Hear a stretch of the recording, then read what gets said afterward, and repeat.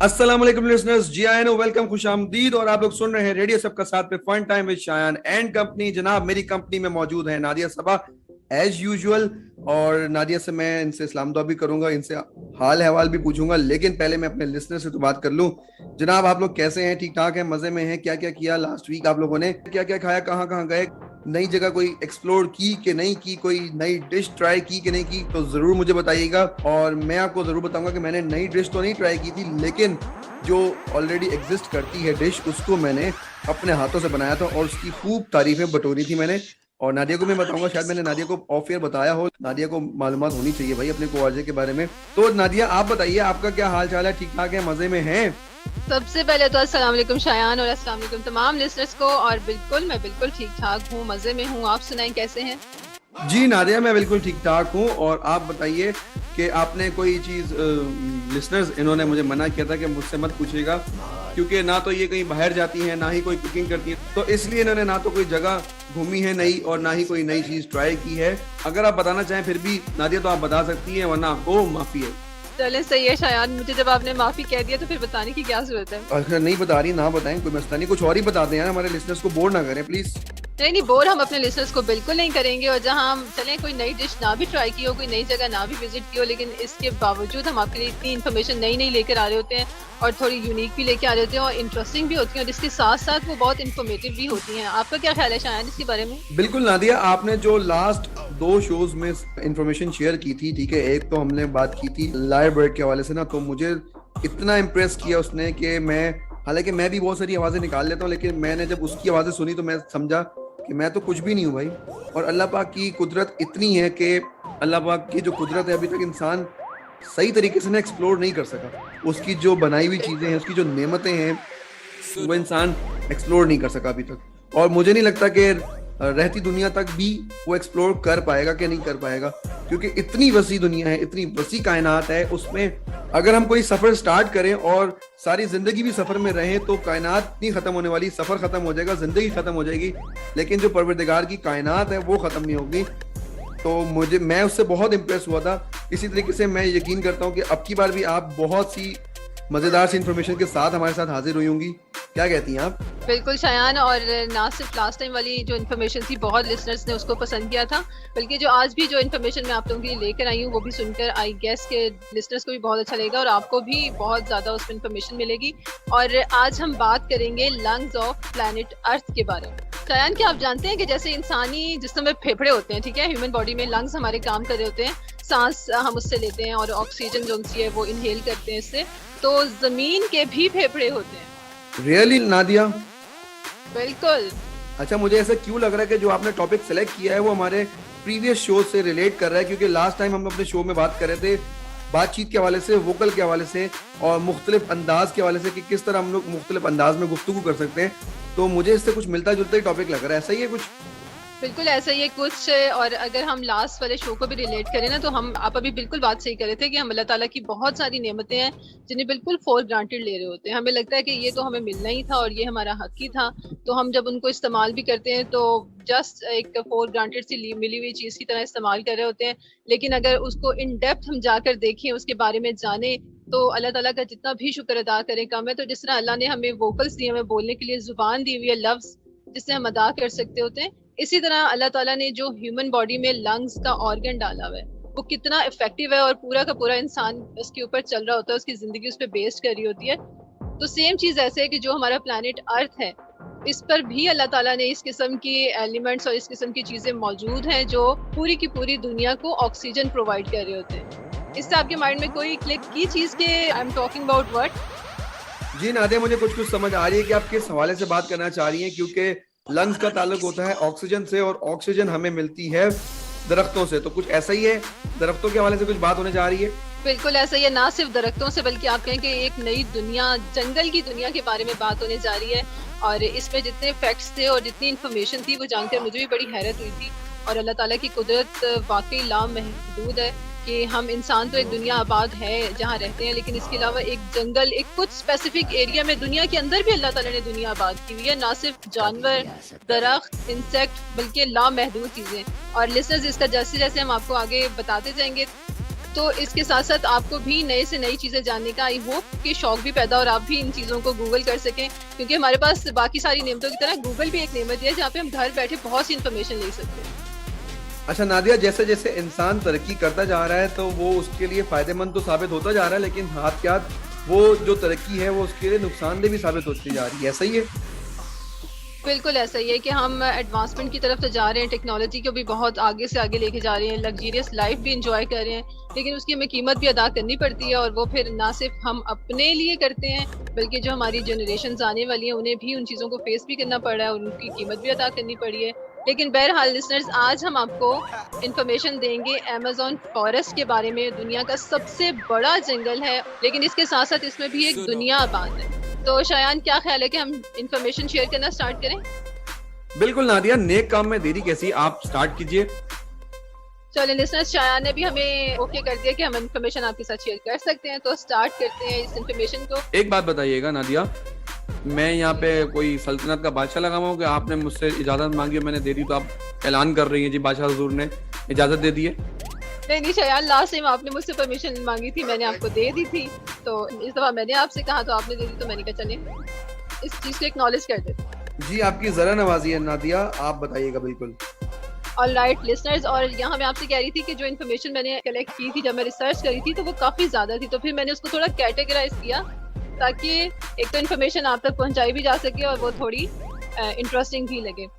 तो सबसे पहले अगर हम अमेज़न फॉरेस्ट की बात करें लोकेशन की कि वो कहाँ पर मौजूद है, तो वो कॉन्टिनेंट साउथ अमेरिका के एरिया में मौजूद है और ऑलमोस्ट आप कहेंगे पूरे कॉन्टिनेंट का 20% एरिया पर सिर्फ और सिर्फ अमेज़न फॉरेस्ट ही मौजूद है। इसके अलावा दुनिया में मजीद 9 कंट्रीज हैं जिनमें ब्राज़ील, बोलिविया, पेरू, कोलंबिया, गियाना, फ्रेंच गियाना, एक्वाडोर और वेनेजुएला, ये भी वो ममालिक है जहाँ तक ये जंगल फैला हुआ है। और जैसा कि मैंने आपको बताया कि ये दुनिया का सबसे बड़ा जंगल है, तो इसका एरिया जो है वो है 55 लाख मुरब्बा किलोमीटर। अगर लिसनर्स आप किसी लेमैन को एग्जांपल देना तो आप ये दे सकते हैं इतने बड़े एरिया का कि पाकिस्तान जैसे 7 ममालिक इसमें समा सकते हैं। और इसके साथ साथ ना सिर्फ पाकिस्तान जैसे 7 ममालिक इसमें समा सकते हैं, बल्कि इसके साथ साथ ये दुनिया के जो 9 ममालिक में फैला हुआ है उनमें सबसे ज्यादा 60% एरिया जो वो ब्राजील में मौजूद है। नादिया, इसके बारे में मुझे भी थोड़े बहुत मालूमात हैं कि ये 5.5 करोड़ साल पुराना जंगल है। और मैं अभी ये सोच रहा था अपने माइंड में कि जी हमारे जो कैलेंडर का जो इस वक्त सन चल रहा है वो 2021 चल रहा है, मींस कि हमारे कैलेंडर को बने हुए 2021 साल हो गए। ये तो उससे भी पुराना 5.5 करोड़ साल पुराना जंगल है भाई। बिल्कुल सही कह रहे हैं शायान, और ना सिर्फ ये जंगल पुराना है बल्कि इसके साथ साथ जो दरिया बहता है, जो दरियाए अमेज़न के नाम से फेमस है, वो भी बहुत पुराना है और दुनिया का सबसे बड़ा दरिया है, लेकिन वॉल्यूम हुजम के लिहाज से यानी उसकी चौड़ाई इतनी ज्यादा है। और लिसनर्स, आपको मालूम ही होगा कि दुनिया का जो सबसे तवील तरीन या लंबा दरिया है वो है दरियाए नील, और दरियाए नील जो है वो दरियाए अमेज़न से 300 किलोमीटर लंबा है, यानी आप कह सकते हैं करीब करीबी है ये दरियाए नील की इसकी लंबाई के लिहाज से भी। लेकिन इस दरिया की वजह से इस जंगल के अंदर कोई 1100 के करीब नदी नाले निकलते हैं शायद। Wow, very good. ये तो इतनी मजेदार सी इंफॉर्मेशन अमेज़न के बारे में पता चल रही है। अच्छा, पहले मैं समझा कि जब आपने अमेज़न का नाम लिया ना तो वो जो कंपनी नहीं है जिसपे ऑनलाइन सेलिंग होती है, मैं उसके वाले से समझ रहा था कि आप उसके वाले से बात करने जा रही हैं, लेकिन ये तो बिल्कुल ही एक अलग सी यूनिक सी इंफॉर्मेशन लेके आ गई आप। मे बी शायद कि उन लोगों ने भी अपनी कंपनी का नाम रखते हुए ये तमाम चीजें माइंड में रखी हो। बिल्कुल सही कह रही हैं आप। अच्छा, इसके बारे में थोड़ा बताएं कि इसके अंदर जो स्पीशीज हैं वो किस किस्म की होती हैं, वो कितने किस्म की हैं? बिल्कुल मैं बताती हूँ आपको, और ना सिर्फ स्पीशीज के बारे में बताती हूँ बल्कि अभी जो मैं बता रही थी दरियाए अमेज़न और इससे निकलने वाले नदी नाले जो इस जंगल में निकलते हैं, ना सिर्फ उनकी तादाद 1100 है, मतलब एक बहुत बड़ी तादाद में मौजूद है, और इनकी वजह से इस जंगल में सारा साल बारिश होती रहती है। तकरीबन हफ्ते में 4 दिन मस्ट है कि बारिश होती है, और 17 ऐसे नदी नाले हैं जो 1500 किलोमीटर से भी ज्यादा लंबे हैं। और शायद आपको पता है कि इसमें एक नाला ऐसा है जिसका टेम्परेचर 93 डिग्री से 110 डिग्री के दरमियान रहता है, यानी बिल्कुल बॉइलिंग वाटर। मतलब जो इंसान जो जानवर इसमें अंदर जाएगा वो बॉयल हो जाएगा। बिल्कुल यही कहा जाता है कि जो भी जानदार इसमें गिरता है उसका बच निकलना नामुमकिन होता है। लेकिन देखें, ये भी कुदरत की तरफ से एक मौजज़ा भी कहें या एक बहुत डिफरेंट सी चीज़ भी है कि जहाँ बाकी सारी चीज़ें वहाँ पे इतना बॉइलिंग वाटर के साथ भी वहाँ पे पानी मौजूद है, लेकिन उसके बावजूद वहाँ पे जो लाइफ है वो एग्जिस्ट कर रही होती है। अच्छा शयान, आपको पता है कि इसमें 40,000 इकसाम के पौधे और 18,000 इकसाम के दरख्त हैं, और कुछ दरख्त तो इतने वाइड हैं, उनकी चौड़ाई 200 फुट तक है।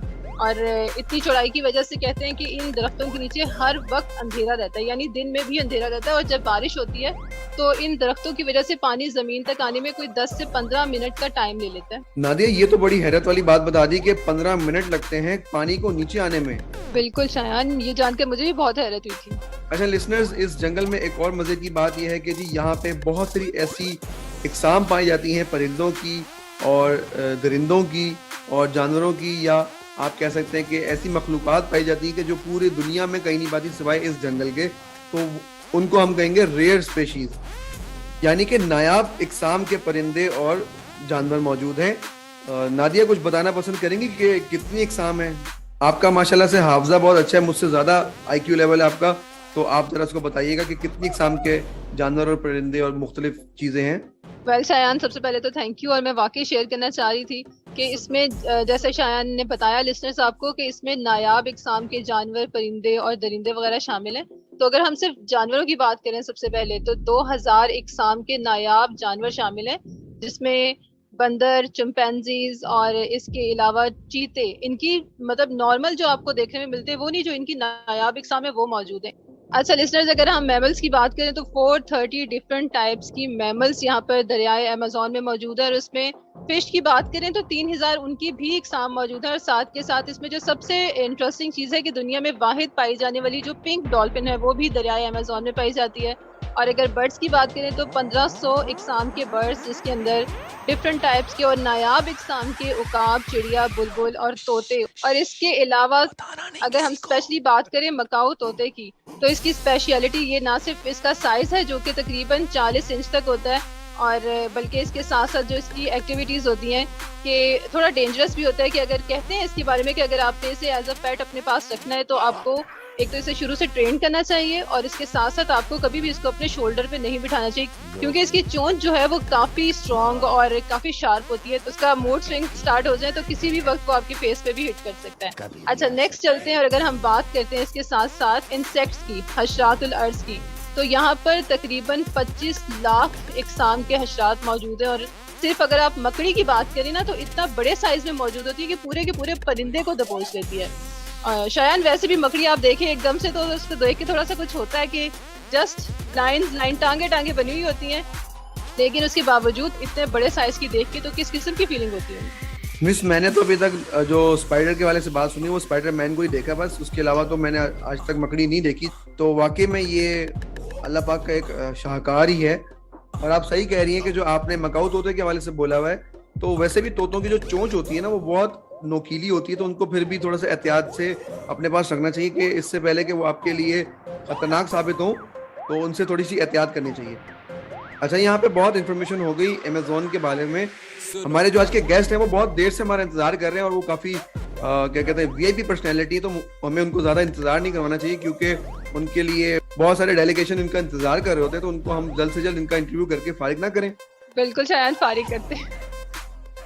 तो जनाब लिसनर्स, हमारे साथ मौजूद हैं इमरान खान साहब, और इनसे आज हम बड़े मज़ेदार सी बातें करेंगे और इनके बारे में जानेंगे, इनकी पर्सनल लाइफ के बारे में जानेंगे और इनके फ्यूचर प्लान्स के हवाले से जानेंगे, जो कि इन्होंने पाकिस्तान के हवाले से मुरतब दिए हुए हैं, और इनकी मुख्तलिफ जो नोक-झोंक होती रहती हैं सियासत में, उनके बारे में जानेंगे। तो जी अस्सलाम वालेकुम इमरान खान साहब। जी वालेकुम सलाम। सबसे पहले तो आप मेरा शुक्रिया अदा करें कि मैंने आपको टाइम दिया है। बिल्कुल सर, ये तो आपका बहुत शुक्रिया भी है और बड़प्पन भी है कि आपने इतने कीमती वक्त से थोड़ा सा वक्त हमारे लिए निकाल दी है। मैंने इसलिए सर आपको मदऊ किया है क्योंकि आपने लास्ट हमारे प्रोग्राम में बोला था कि आप नई सुबह आएंगे, लेकिन आप अभी तक नई सुबह आए नहीं, तो हम इंतजार में थे। दरअसल मैं इस्लामाबाद होता हूँ, और आपको पता है कि कराची में बहुत अरसा बारिश हुई है, और ये भी पता है आपको तो मुझे जहाज की टिकट को जल्दी नहीं देता। मैं कैसे आ सकता हूँ आपके पास? सर आपके पास तो आपका चार्टर्ड प्लेन होगा यकीनन, तो आपको जहाज की जरूरत क्या सर? नहीं, वो असल में चार्टर जब मेरे पास था मैं घूमता था, अब नहीं है, मैं किराए पे घूमता था। आपने अपना चार्टर्ड प्लेन किराए पे दे दिया? नहीं, मैं किराए पे घूमता था। अच्छा सर, वो किराए का था, वो आपका जाती नहीं था?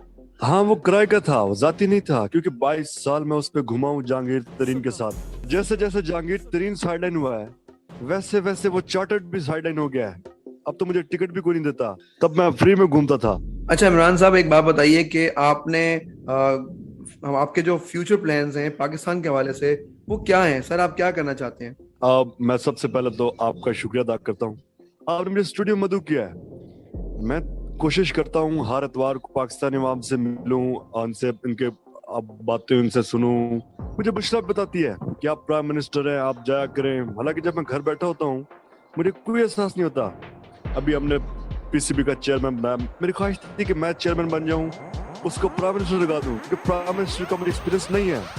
मेरा एक्सपीरियंस क्रिकेट का है, मैं वहां बितना चाहता हूँ। लेकिन नहीं गया मैं। आप ये बातें, बिल्कुल। इनको प्राइम मिनिस्टर का एक्सपीरियंस ही नहीं है।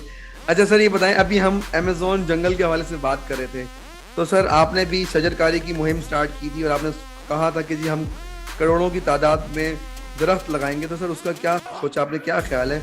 सबसे पहले तो मैं आपकी इन्फॉर्मेशन से बड़ा इम्प्रेस हुआ। जब मैं सारी इन्फॉर्मेशन सुन रहा था तो मुझे लगा कि ये सारी चीजें तो मेरे पास मेरे अपने जंगल में मौजूद है। सर आपका जंगल, आपके पास वहाँ जंगल पे भी है? सब कुछ मौजूद।